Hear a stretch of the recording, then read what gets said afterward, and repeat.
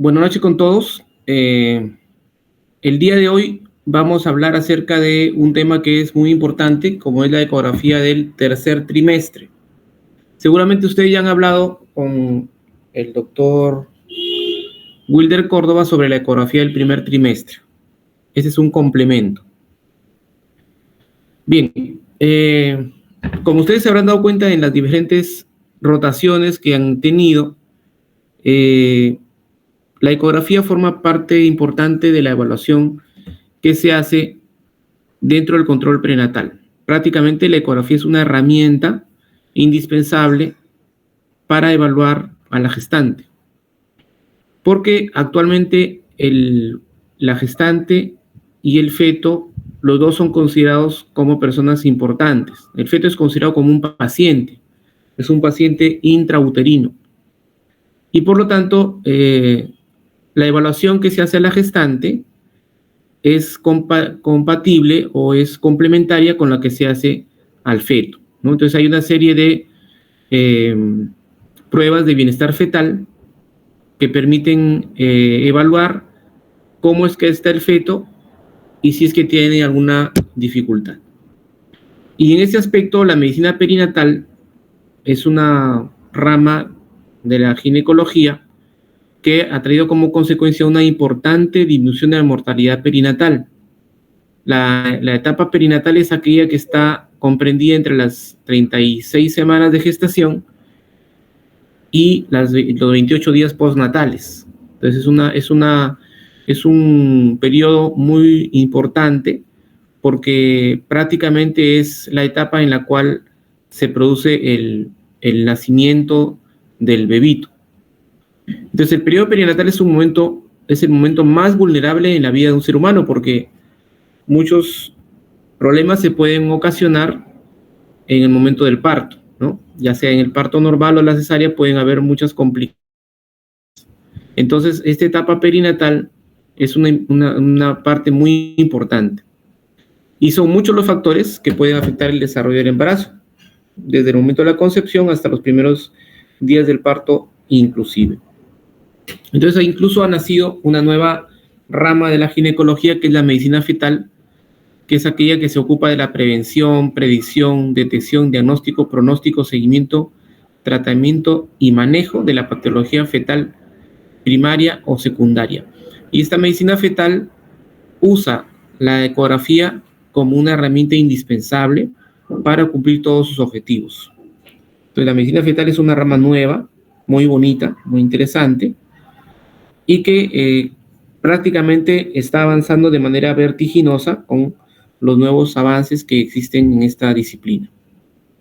Hay un axioma en medicina que dice, nadie está tan cerca de la muerte como cuando nace, y eso es cierto, ¿no? Cuando nace un bebé, pueden haber muchas complicaciones, y para eso existe la ecografía que nos permite anticiparnos a esas complicaciones. Partamos por el hecho de que durante el embarazo se realizan varias ecografías.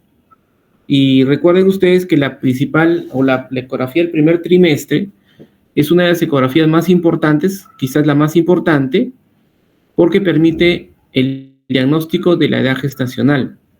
Permite con mucha precisión diagnosticar la edad gestacional y de la edad gestacional se deduce la fecha probable de parto, porque tiene una aproximación o un rango de variación de más o menos 2 días, o sea, es muy exacta la ecografía del primer trimestre.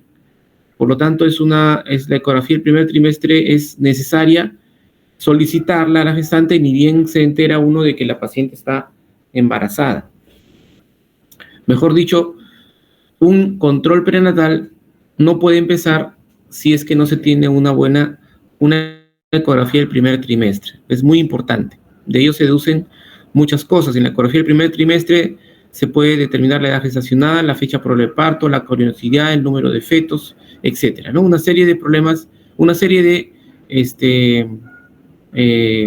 variables que se pueden sacar o deducir con la ecografía del primer trimestre. Y aquí ustedes están viendo que la ecografía, la aproximación es más o menos 4 días En cambio, entre las 12 y las 16 semanas la variación está entre más o menos 7 días, y cuando se hace una ecografía por encima de las 28 semanas, la variabilidad en cuanto a la edad gestacional es de más o menos 21 días. Por lo tanto, ya no es una ecografía muy útil para calcular la edad gestacional cuando se hace por encima de las 28 semanas, ¿no? Ni qué decir de la tercer trimestre, ¿no? Por tanto, la ecografía del primer trimestre es importante para calcular la edad gestacional. Entonces, en la ecografía del tercer trimestre, dentro de los muchos aspectos que vamos a valorar, está el diámetro biparietal, la circunferencia cefálica, la circunferencia abdominal, el fémur. De ello se deduce el peso fetal, el líquido, la madurez placentaria, el perfil biofísico, la flujometría Doppler, entre otras, ¿no? Prácticamente es una serie de elementos que se pueden encontrar cuando uno hace la ecografía del tercer trimestre. Veamos aquí en la parte superior está el diámetro biparietal. Encontramos ahí los tálamos.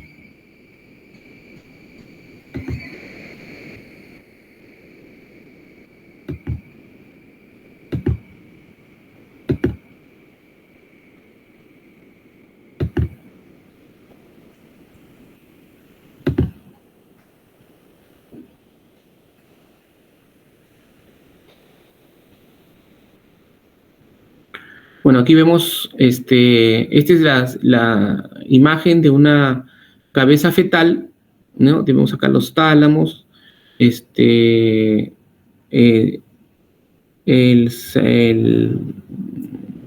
la fosa posterior, la fosa anterior,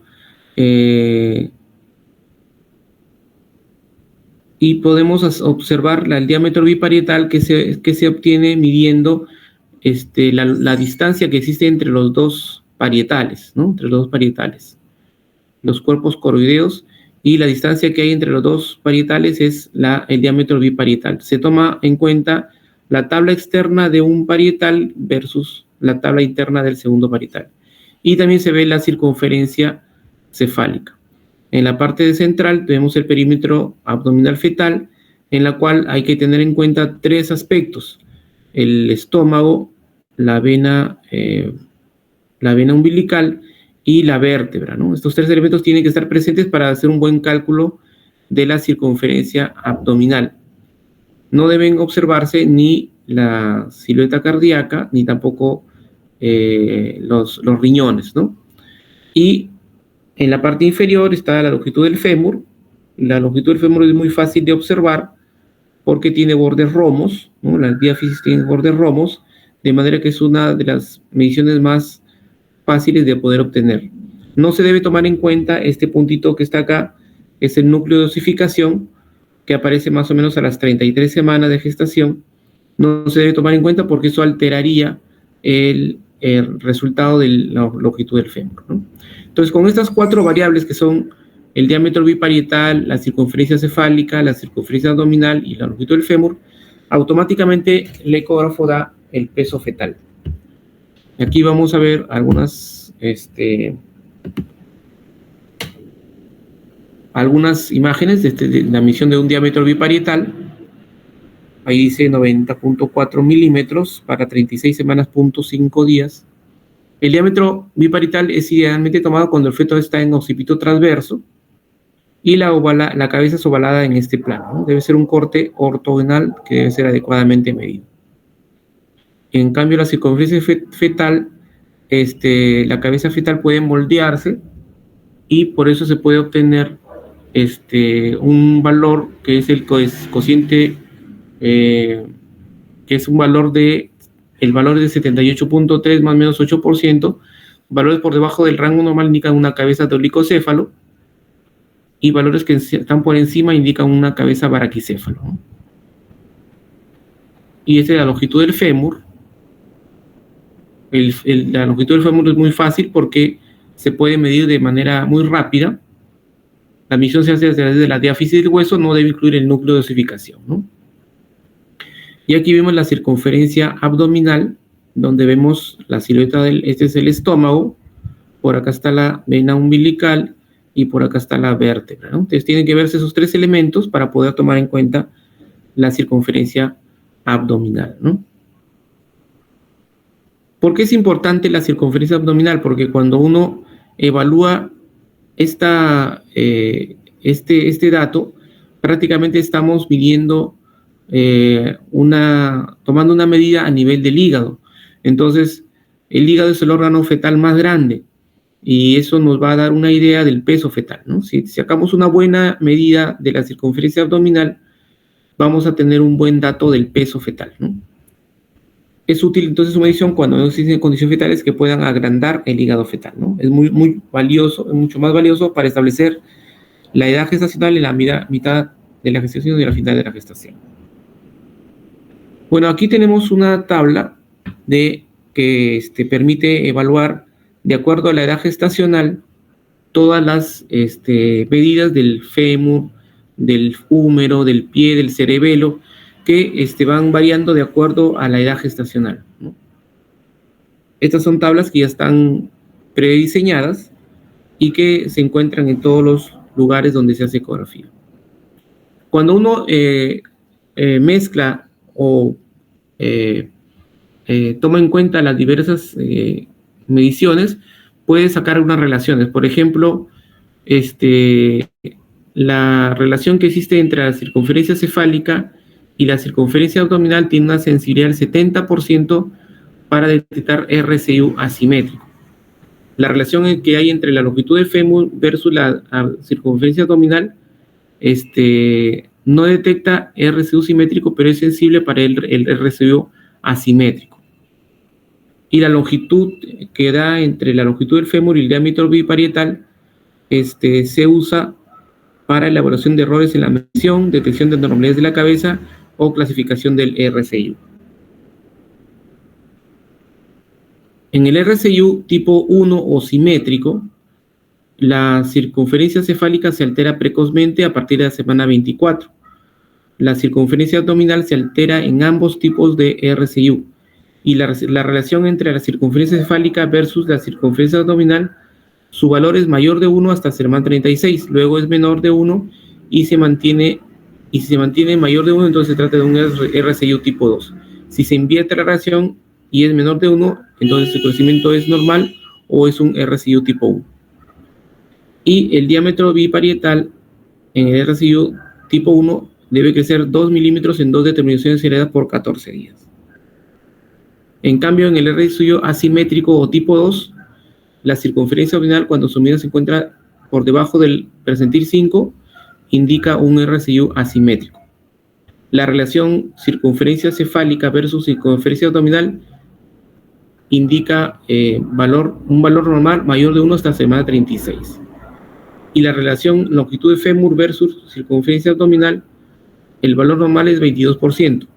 Valores mayores a 24% indican RCU asimétrico y valores menores del 20.5% indican macrosomía fetal, ¿no? Entonces, la combinación de las variables nos va a permitir establecer la probabilidad de que haya un RCU. Luego existen otra utilidad de la ecografía del tercer trimestre, que es el perfil biofísico fetal. En el perfil biofísico fetal se toman en cuenta 5 parámetros, que son los siguientes: los movimientos corporales, los movimientos respiratorios, el tono fetal, la reactividad cardíaca fetal y el volumen del líquido amniótico. Tanto los movimientos corporales, respiratorios, el tono fetal y el volumen del líquido amniótico se pueden valorar a través de la ecografía. La única variable que no se puede obtener por ecografía es la reactividad cardíaca fetal. Para medir la reactividad cardíaca fetal se tiene que utilizar otro aparato que se llama el cardiotocógrafo, que es el complemento para hacer un buen perfil biofísico fetal, ¿no? Este perfil biofísico fetal, el más conocido, es el ideado por Manning en 1995 y que hasta la actualidad se usa y que permite evaluar con bastante precisión algunas alteraciones en el feto. Sobre todo permite predecir con mucha anticipación la probabilidad de una asfixia perinatal, ¿no? Uno de los problemas mayores que puede existir en el feto es la asfixia perinatal, y justamente esta es la utilidad que tiene este perfil biofísico, ideado por Manning. Bueno, aquí están las diferentes sensibilidad y especificidad de cada una de las pruebas. El perfil biofísico fetal valora múltiples variables biofísicas, identifica el feto en riesgo de daño y es un método directo y más exacta que las pruebas clásicas y bioquímicas. Y en este perfil biofísico se combina el ultrasonido, la cardiotografía y la ecografía Doppler. Esta imagen es muy importante para poder entender cómo es que se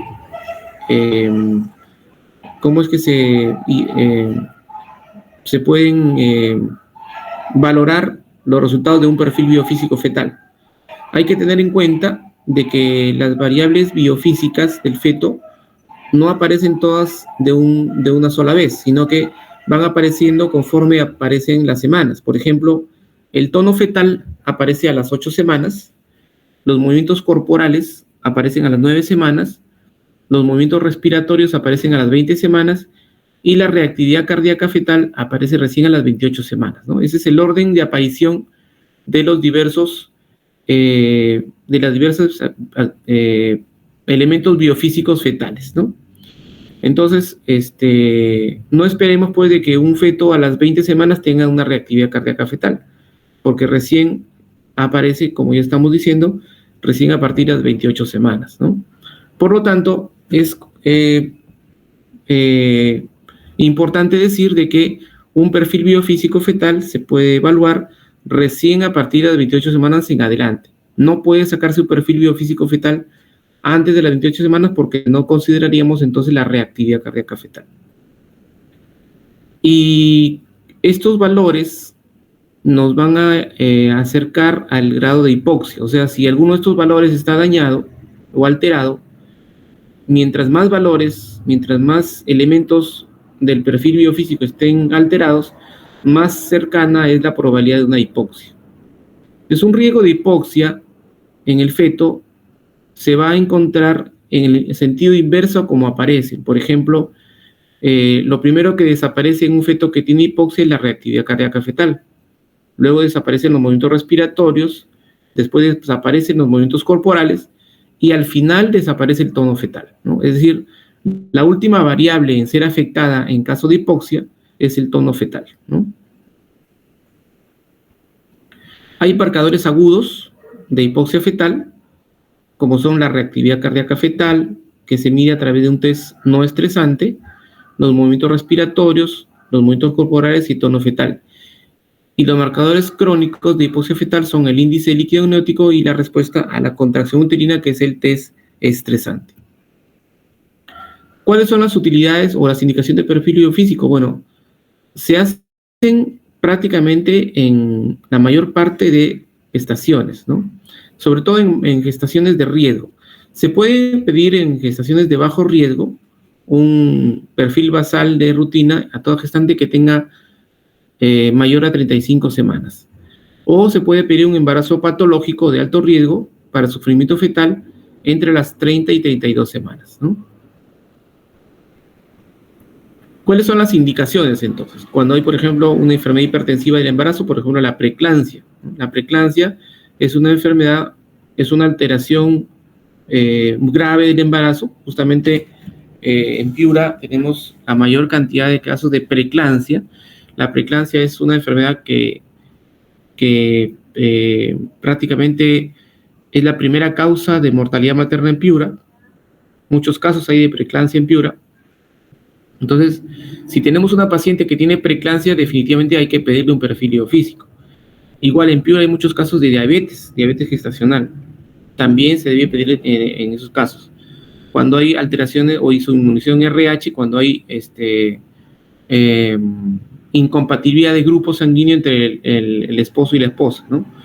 Cuando hay embarazo prolongado, alteraciones de volumen de líquido amniótico, hemorragias, ruptura prematura de membranas, RSIU, riesgo de distocia funicular, riesgo de malformaciones, mala historia obstétrica, síndrome de transfusión feto-fetal, envejecimiento placentario, insuficiencia vascular uterina, test estresante dudoso o test no estresante dudoso, o perfiles biofísicos anómalos, entonces se debe pedir un perfil biofísico fetal, ¿no? Prácticamente en todos los casos en los cuales tengamos sospecha de que algo va a ir mal, se debe pedir un perfil biofísico fetal. Hay diversos tipos de perfiles biofísicos, pero el que más se usa es el perfil biofísico de Manning. Entonces, vamos a ir desdoblando cada una de las variables. Por ejemplo, los movimientos respiratorios. Los fetos respiran y los movimientos respiratorios son episódicos y aumentan con la edad gestacional. Normalmente los movimientos respiratorios están presentes en el 40% del día y aumentan entre la 1 y las 7 de la mañana y entre la segunda y tercera hora postprandial. Está relacionado con la producción de glucocorticoide materna y cesa antes, durante el parto y también en caso de hipoplasia pulmonar o durante distrés respiratorio. Entonces, ¿cómo se sabe que un feto está respirando? Porque uno evalúa la circunferencia abdominal y va a observar de que se agranda y se achica el abdomen, ¿no? Entonces ahí prácticamente estamos observando que hay un movimiento respiratorio. Ahora, los fetos no respiran oxígeno como nosotros, sino lo que ingresa a su tracto respiratorio es líquido amniótico. Entonces la utilidad de los movimientos respiratorios es para que el líquido amniótico que ingresa a los pulmones pueda hacer madurar los neumocitos, ¿no? Entonces son importantes los movimientos respiratorios porque hacen madurar los neumocitos y preparan al feto para cuando sea el momento del parto. Los movimientos corporales, como ustedes saben, se observan a partir de la 9ª semana. Hay muchos factores que influyen en los movimientos corporales, por ejemplo, los estados de sueño-vigilia, porque los fetos también tienen momentos en los cuales descansan o duermen. Hay una relación horaria propia a cada feto. Los estados de hiperglicemia pueden hacer que los fetos se muevan más. Por ejemplo, las mamás que cuando se les va a hacer una ecografía se comen un chocolate antes de hacer la ecografía, uno va a observar que el feto se mueve bastante, ¿no? Porque la hiperglicemia y el estado postprandial inducen a los movimientos fetales, ¿no? También hay estímulos externos, como por ejemplo el estímulo vibroacústico o la maniobra de mover la cabecita del bebito. Es un estímulo externo que va a permitir de que los fetos se muevan, ¿no? Y hay algunas drogas que pueden más bien hacer el efecto contrario, de que no haya movimientos corporales, como por ejemplo los narcóticos, la cocaína, los sedantes, los analgésicos, los anestésicos. Por ejemplo, si la paciente toma alprazolam o diazepam, el bebito no se va a mover, pues, ¿no? Evidentemente. Igual el tabaco, el alcohol y la hipoxilacidosis son factores que pueden hacer disminuir los movimientos corporales. Luego tenemos el tono fetal, que es la flexión y extensión de las extremidades, o flexión y extensión de la cabeza y tronco, o apertura y cierre de la mano, ¿no? Es la última actividad biofísica en desaparecer en caso de hipoxia. Bien, y para el volumen de líquido amniótico, que es una valoración que se hace a través de la ecografía, existen dos pruebas. Una es la evaluación del pozo máximo, que es entre 2 a 8, es el pozo máximo, y otro es el índice de líquido amniótico, que es el índice Phelan, es entre 5 y 20, ¿no? Entonces, centímetros. Entonces, cualquiera de las dos formas son válidas, ¿no? Evaluar el pozo máximo es, con el ecógrafo, medir cuál es, de manera ortogonal, medir cuál es la distancia del pozo más grande, ¿no? Y en cambio, el índice líquido amniótico es la medición de los 4 cuadrantes, ¿no? Entonces se considera oligohidráneos en el pozo máximo cuando es menos de 2 centímetros y se considera polihidráneos en el pozo máximo cuando es más de 8 centímetros. Y considera índice líquido amniótico o de Phelan cuando es menos de 5, ahí hay un error, es menos de 5, y polihidráneos cuando es más de 20. Es importante medir el líquido amniótico porque muchas veces hay riesgos de oligohidráneos o de polihidráneos que se pasan desapercibidos, ¿no? Bien, el líquido amniótico tiene una dinámica, ¿no? El feto deglute o absorbe o toma el líquido amniótico y pasa por reabsorción intestinal, hay un intercambio también a través de la piel, el feto orina también el líquido amniótico y se va haciendo un recambio. Prácticamente el líquido amniótico está moviéndose constantemente, por eso es que no hay un volumen definido de líquido amniótico. Esto puede ir variando con cada ecografía. Bien, y la reactividad cardíaca fetal es un elemento que no se puede hacer con ecografía, eso se hacía con un cardiotocógrafo. Es diferente la reactividad cardíaca fetal que la frecuencia cardíaca fetal. La frecuencia cardíaca fetal son los latidos que uno toma en un minuto, ¿no? Entonces yo agarro mi reloj y cuento cuántos latidos hay en un minuto, eso se llama frecuencia cardíaca fetal. En cambio, la reactividad cardíaca fetal es la valoración o el cambio de los latidos cardíacos fetales, la variación de los latidos cardíacos fetales con algún agente externo, por ejemplo, con el movimiento. Si el feto se mueve, los latidos cardíacos aumentan. Si el feto, si existe una contracción uterina, los latidos cardíacos aumentan, ¿no? Si el feto escucha un sonido, ¿no? Hay unos aparatos especiales que son así como chicharras, como timbres, que se colocan en la cabeza, perdón, en la superficie de la barriga de la mamá y que se les hace sonar. Entonces, el sonido intenso hace que el feto se asuste y por lo tanto los latidos cardíacos aumenten, ¿no? Eso se llama reactividad cardíaca fetal. Es la reacción que existen de los latidos cardíacos fetales ante un estímulo externo. Es importante valorar la reactividad cardíaca fetal, pero eso se hace a través de la cardiotocografía.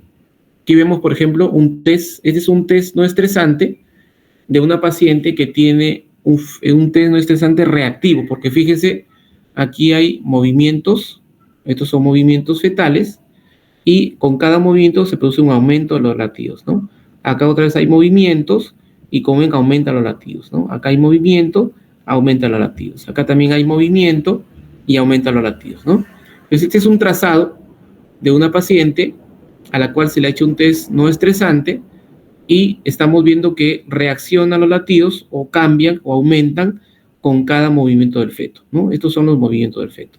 Y acá en la parte inferior vemos que no hay contracciones uterinas, ¿no? Si hubiera contracciones uterinas, entonces ya no sería un test no estresante, sino sería un test estresante, ¿no?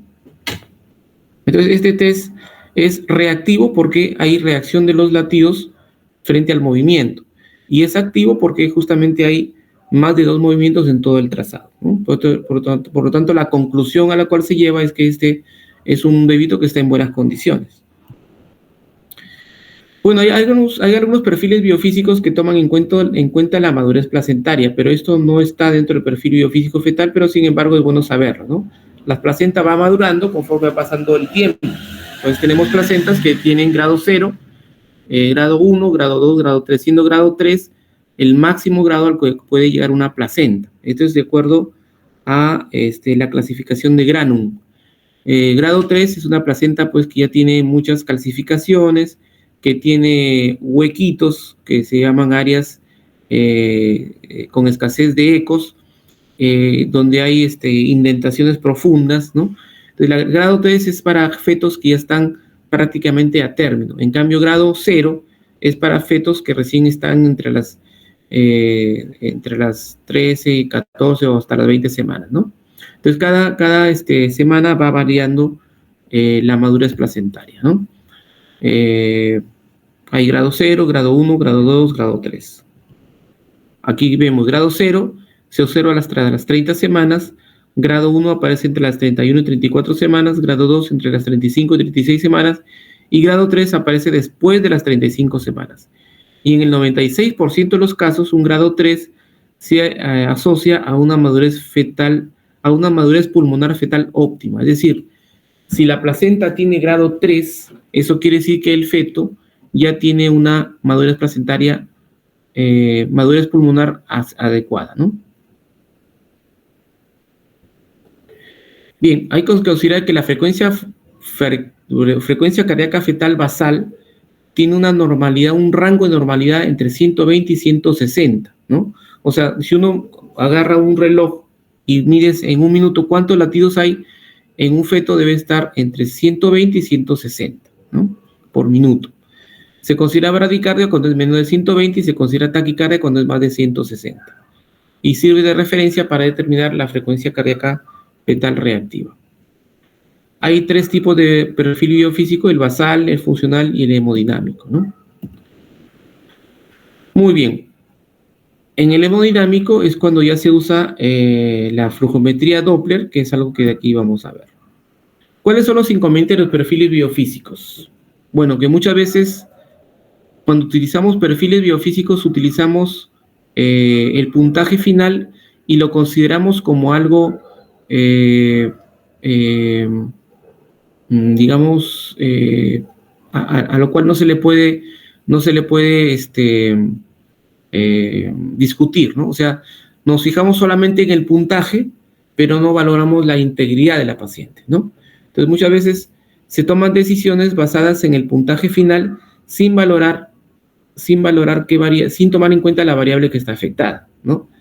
O sin tomar en cuenta la condición general de la paciente, ¿no? Por ejemplo, si es una paciente con oligohidramnios y tenemos un puntaje final que es óptimo, muchas veces nos descuidamos de esa paciente y al final el feto entra en asfixia perinatal, ¿no? Si una paciente con oligohidramnios hay que tener mucho cuidado porque estas variables biofísicas pueden afectarse rápidamente. Otro inconveniente del perfil biofísico fetal es la inexperiencia del ecografista. No todos los ecografistas o no todas las personas que hacen ecografía tienen la misma, digamos así, la misma experiencia, ¿no? No tienen la misma capacidad para poder determinar algunas alteraciones en los perfiles biofísicos, ¿no? Es algo así como cuando uno aprende a manejar un carro, ¿no? Cuando uno recién aprende a manejar un carro, puede equivocarse muchas veces, se te apaga el carro, lo chocas, te sales del camino, etcétera, ¿no? Igualito es cuando uno hace ecografía. Cuando uno recién empieza a hacer ecografía, se equivoca mucho. ¿Por qué? Porque solamente la experiencia y la continuidad en hacer ecografías te va a permitir que no te equivoques, o en todo caso te equivoques menos, ¿no? Entonces, mucho importa la experiencia del ecografista, ¿no? Otra cosa es que se excluye muchas veces la reactividad cardíaca fetal porque no en todos los lugares existe el test no estresante, ¿no? Porque para eso se necesita un aparato especial que es el cardiotocógrafo. Por lo tanto, hacer un perfil biofísico sin una reactividad cardíaca fetal le resta precisión al resultado. Y otro inconveniente es el intervalo que hay entre las pruebas de bienestar fetal. Muchas veces se hacen muy seguidos los perfiles biofísicos fetales de un día para otro que no hay mucha variación. Generalmente la variación la vamos a encontrar después de la semana o de las 2 semanas, ¿no? Y otro inconveniente es que hay muchas veces demora en la actuación rápida ante un test claramente patológico, ¿no? Muchas veces los perfiles biofísicos nos dicen que el feto está entrando en hipoxia y nos demoramos en actuar. Y muchas veces las consecuencias pueden ser fatales para el feto. Entonces, tenemos que cada variable tiene un puntaje de 2 y por lo tanto sumando las 5 variables nos debe dar un puntaje de 10, ¿no? O sea, un perfil biofísico 10/10 significa que el feto está en buenas condiciones. Sin embargo, mayormente ustedes van a encontrar en los informes que el perfil biofísico lo informamos sobre 8/8. ¿Por qué? Porque estamos excluyendo la reactividad cardíaca fetal. Bueno, aquí estamos haciendo una reiteración de cuáles son las indicaciones del perfil biofísico fetal y su interpretación, ¿no? Por ejemplo, si tenemos un perfil biofísico 2/10, significa asfixia aguda y crónica, ¿no? 2/10 significa que prácticamente el feto está en asfixia. 4/10, con un líquido anírico disminuido, es una muy probable asfixia aguda, ¿no? Entonces, la valoración que se hace de cada una de las variables es importante, pero sobre todo la variación del líquido amniótico, ¿no? ¿Por qué? Porque eso nos está indicando que puede haber una asfixia perinatal inminente. Bueno, aquí estamos viendo de que en algunas intercurrencias del embarazo, como son la diabetes gestacional, se deben hacer perfiles biofísicos con mayor frecuencia, ¿no? También cuando hay enfermedad cardíaca, hipertensión, enfermedad renal, enfermedad tiroidea, ¿no? Bien, la ecografía del tercer trimestre nos permite también evaluar el tamaño fetal, ¿no? Entonces, existen muchas formas de valorar el tamaño fetal y prácticamente es la valoración o la mezcla de estas 4 variables que son el diámetro biparietal, la circunferencia cefálica, la circunferencia abdominal y la longitud de fémur los que nos van a permitir determinar el peso fetal. Entonces, el peso fetal va variando de acuerdo a la edad gestacional, ¿no? Muchas veces hay discordancia entre el tamaño y los datos obstétricos, lo cual nos deben hacer sospechar de algún desorden específico, por ejemplo, el retardo de crecimiento intrauterino o la macrosomía fetal, ¿no? El diagnóstico de RSIU es posible en aproximadamente 33% de las gestantes. La ecografía tiene un diagnóstico más preciso que solo el diagnóstico clínico, ¿no? Los parámetros ecográficos son, por ejemplo, oligohidranios. Para la población general, la sensibilidad de los oligohidranios en el diagnóstico de RSIU es del 16%. Para poblaciones de alto riesgo, la sensibilidad es mayor. El diámetro biparital no es muy útil, pero en RSIU simétrico la dimensión de la cabeza y el resto del cuerpo caen por debajo de la curva de crecimiento y se cae en error para determinar la edad gestacional. Igual tenemos que la circunferencia cefálica, en caso de anormalidades craneales, su inclusión en el perfil de crecimiento puede disminuir la alta incidencia de falsos positivos, ¿no? La circunferencia cefálica, perdón, la circunferencia abdominal es muy útil para estudiar el estado nutricional. ¿Por qué? Porque la circunferencia abdominal involucra el tamaño del hígado, el cual es pequeño en el caso de hipoxia crónica. Es decir, si nosotros tenemos una circunferencia abdominal por debajo de los percentiles normales, entonces hay una alta probabilidad de que se trate de un RSIU porque hay una hipoxia crónica, ¿no? Porque hay una disminución del glucógeno hepático fetal y por lo tanto el feto es más flaquito, ¿no? Porque el hígado es más pequeño. Por lo tanto, la variable de la circunferencia abdominal es el mejor predictor del RSIU. Y se debe sospechar de RSIU cuando tenemos una circunferencia abdominal que cae por debajo del percentil 15, cuando el peso cae por debajo del percentil 15, cuando la relación fémur versus circunferencia abdominal es menor de 23.5%, o cuando la relación de circunferencia cefálica versus circunferencia abdominal es mayor del 95%. El diagnóstico de RSIU simétrico es difícil si no se cuenta con estudios ecográficos previos. Eso es algo muy importante. Cuando uno evalúa a un feto en el tercer trimestre, tiene que tener a la mano la ecografía del primer trimestre. ¿Por qué? Porque la ecografía del primer trimestre nos va a permitir establecer con mayor exactitud, comparando con la ecografía actual, si es que el feto está creciendo bien o no. En otras palabras, nunca se va a dejar de lado la ecografía del primer trimestre porque es la ecografía más exacta. Pero si nosotros queremos saber con exactitud cuál es la edad gestacional del feto, tenemos que recurrir siempre a la ecografía del primer trimestre y compararla con la ecografía actual, ¿no? Entonces ahí podemos darnos cuenta si es que el feto está yendo por el buen camino del peso. Por ejemplo, hoy día hemos tenido una paciente que tenía 38 semanas por ecografía del primer trimestre y sin embargo su peso fetal era de 2.200, ¿no? Lo cual caía más o menos en las 34 semanas, 33, 34 semanas, ¿no? Hay una variación ahí de más o menos 4 semanas. Entonces, es de sospechar que este feto está en RSIU, ¿no? Y las nuevas técnicas para el diagnóstico del RSIU incluyen el Doppler color de la arteria umbilical y el uso del ecocardiograma de modo M. Entonces, la flujometría Doppler prácticamente ha facilitado las cosas en la valoración del RSIU. Por ejemplo, permite valorar el flujo sanguíneo en diversos vasos sanguíneos como son la arteria umbilical, la arteria cerebral media y la arteria uterina, ¿no? Lo que nos interesa en la flujometría Doppler son los índices velocimétricos, ¿no? Que son relaciones matemáticas entre la sístole y la diástole, ¿no? Existen muchos datos importantes, pero el que más nos interesa acá es el índice de pulsatilidad. El índice de pulsatilidad es el que se está usando actualmente, ¿no?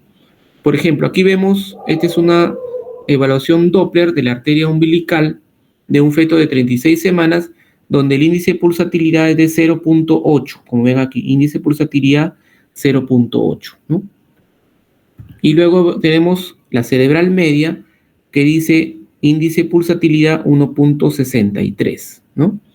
Entonces existe un cociente que se llama el índice cerebroplacentario, que resulta de dividir el índice de pulsatilidad de la arteria cerebral media versus el índice de pulsatilidad de la arteria umbilical. En este caso concreto, si tenemos IP de 1.63 entre el anterior, que era 0.80, evidentemente nos va a dar más de 1, ¿no? Entonces, más de 1. Quiere decir que este feto se encuentra en buenas condiciones y la probabilidad de que sea un RCU está lejos de que se produzca, ¿no? Entonces, la valoración del Doppler es muy importante si se toma en cuenta el índice de pulsatilidad. Aquí tenemos la flujometría Doppler de la arteria uterina derecha y la flujometría Doppler de la arteria uterina izquierda. Bueno, estos son los diversos índices velocimétricos. Por ejemplo, aquí vemos una flujometría Doppler de la arteria uterina, ¿no? Fíjense ustedes, la parte superior es el sístole y la parte más baja es el diástole. Acá vemos cuando ya se está alterando, y cuando ya está el flujo en reversa, quiere decir que este feto está entrando en asfixia perinatal, ¿no? Es decir, la imagen de arriba es la correcta y la imagen de abajo es la incorrecta. Es decir, una imagen de una flujometría Doppler que ya está más bien entrando en retroceso la sangre, ¿no? Se está regresando la sangre. Bueno, aquí están los diversos, hay unos cuadros que permiten valorar el índice de pulsatilidad de las diversas arterias, ¿no? Y estos son los límites de normalidad en percentil Doppler obstétrico, ¿no?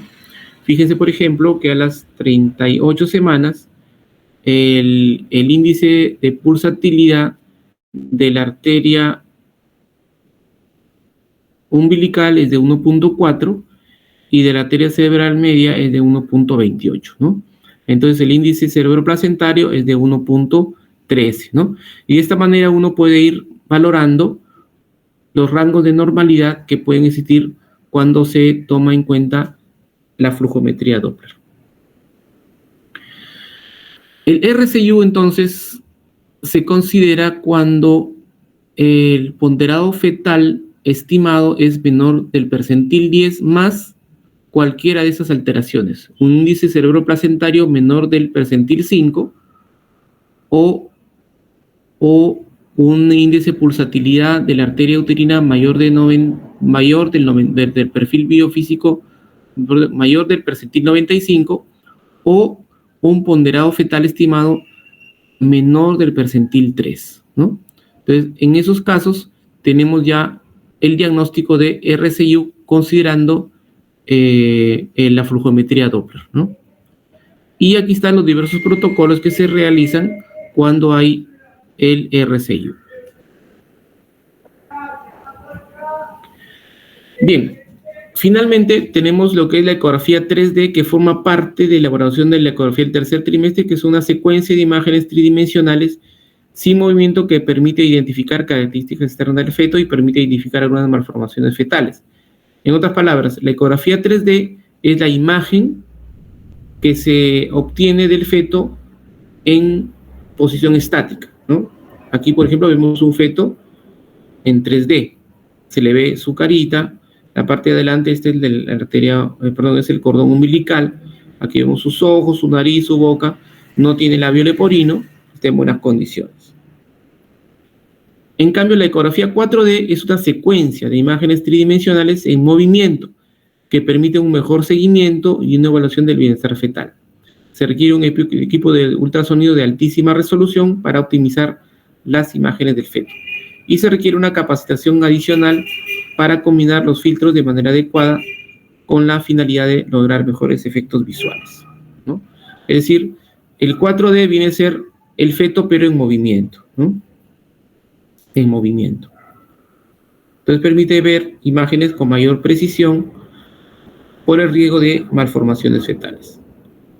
Y finalmente tenemos la ecografía 5D, que es un procedimiento de ultrasonido con tecnología de última generación que permite una reconstrucción más definida y realista del feto utilizando equipos de alta gama con filtros de altísima resolución. Esta ecografía incrementa de manera decisiva la capacidad diagnóstica de detectar malformaciones fetales en la etapa prenatal, ¿no?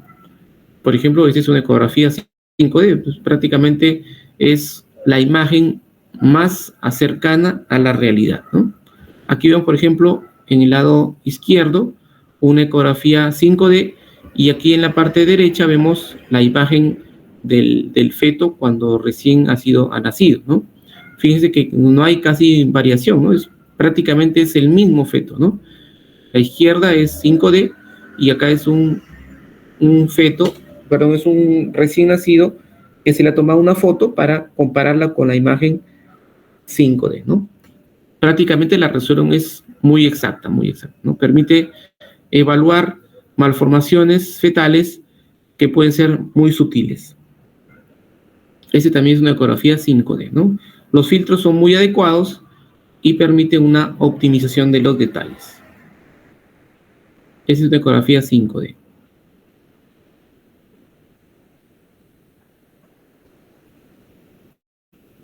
Estos son ecógrafos muy caros, muy costosos. Existen ya en Piura varios lugares donde se saca ecografía 5D y realmente tienen imágenes muy bonitas, ¿no? Bueno, esta es mi hijita que ahorita ya tiene 15 años y muchas de las ecografías que hemos visto han sido de ellas. Muy bien, ¿alguna pregunta? Entonces la ecografía del tercer trimestre viene a ser un complemento de lo que es la ecografía del primer trimestre y es una ecografía sumamente importante que debe hacerse siempre por manos expertas y siempre tomando en cuenta que para valorar adecuadamente el riesgo de retardo de crecimiento intrauterino o errores en la medición, se debe tener a la mano siempre una ecografía del primer trimestre como un elemento importante de comparación. Bien, ¿alguna pregunta? De todas maneras, estas diapositivas se las voy a alcanzar al delegado para que las puedan revisar y puedan tenerlas en cuenta para fines de estudio y de evaluación. Gracias, doctor. Muy bien, muchas gracias. Que pasen buenas noches. Cuídense.